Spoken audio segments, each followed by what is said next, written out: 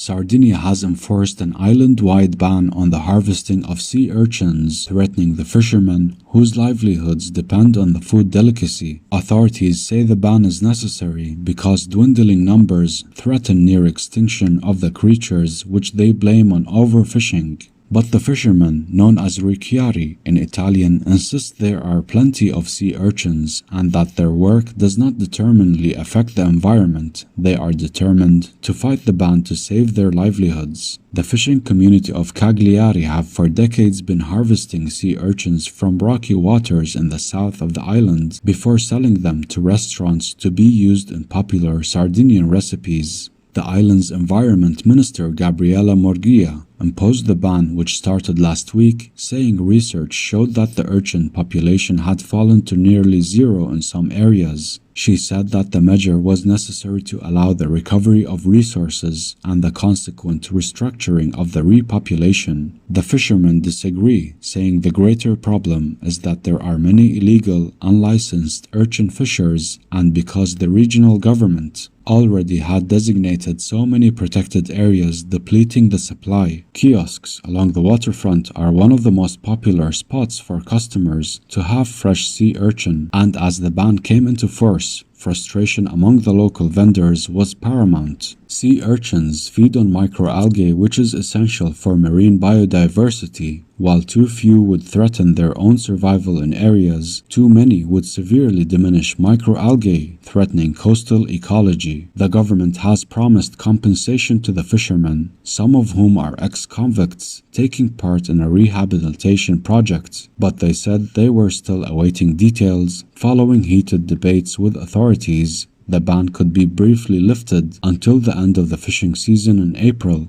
but for the moment, the urchin hunters are not fishing and instead frustratingly awaiting their fate.